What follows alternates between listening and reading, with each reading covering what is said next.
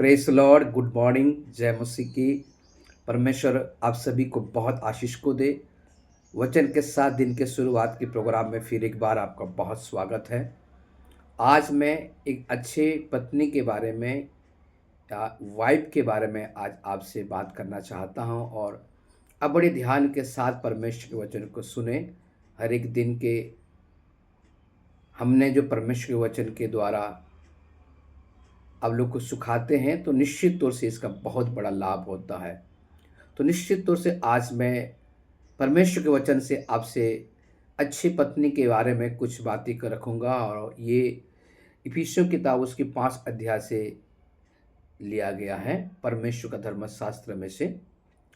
सबसे पहली बात है, इफिसियों किताब उसकी 5 अध्याय का 22 पद में लिखा गया है, हे पत्नियों, अपने अपने पति के अधीन रहो जैसे प्रभु के अधीन।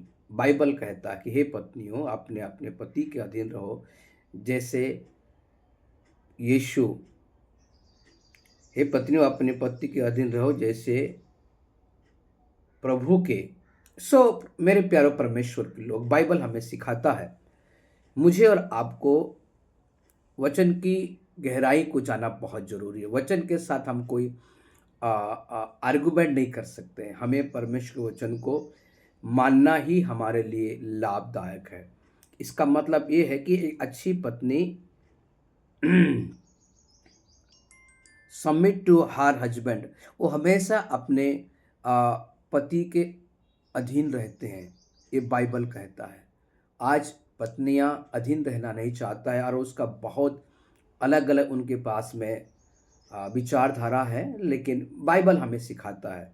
मैं बहुत ही हम्बली इस बात को सिखाना चाहता हूँ कि जो बहनें हैं, जो पत्नियां हैं, वो निश्चित तौर से अधीन रहने की विचारधारा को अपने जीवन में रखें।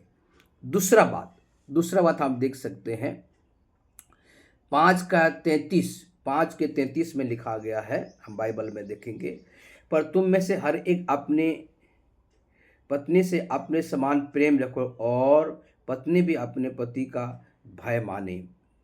ये बात कहता है कि सो गॉडली रेस्पेक्ट।